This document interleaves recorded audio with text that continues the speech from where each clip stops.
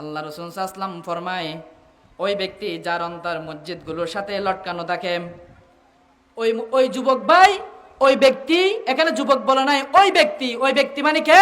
12 বছর পূর্ণ হওয়ার পর থেকে নারী এবং পুরুষ ফজরের নামাজের পর থেকে আবার জোহরের যে আমি নামাজ পড়বো, সেটা তার অন্তরে কি থাকে? লটকানো থাকে। কখন যাবার দুহুর হবে, কখন যাবার দুপুরের মুয়াজ্জিন সাহেব বলবে হাইয়া আলাস সালাহ, এসো কল্যাণের দিকে, হাইয়া আলাল ফালাহ, এসো কল্যাণের দিকে, হাইয়া আলাস সালাহ, এসো কল্যাণের দিকে। এটা বলার সাথে সাথে দুনিয়াবি কাজ সকল কিছু বাদ দিয়ে আল্লাহ সুবহানাহু ওয়া তাআলার ঘরে গিয়ে কি করে? নামাজ পড়ে, ইবাদত করে। সেই সকল মানুষকে কাল কিয়ামতের দিন আল্লাহ সুবহানাহু ওয়া তাআলা আরশের নিচে ছায়া দিবেন। আমরা কি আছি? এখন তো 60 বছরের বুড়া যখন হয়ে গেছি, মসজিদে যখন আজান হচ্ছে, বলছে টিভির মধ্যে সংবাদ চলের, হত ছোট করে দিলেও চলিব, আজান দিলে দরকার না।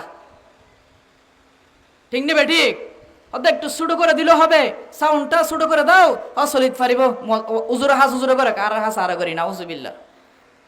আল্লাহ তাআলা আর বুঝার তৌফিক দান করুক। আর সেই সময় আমাদের যুবক ভাইয়েরা কি করে?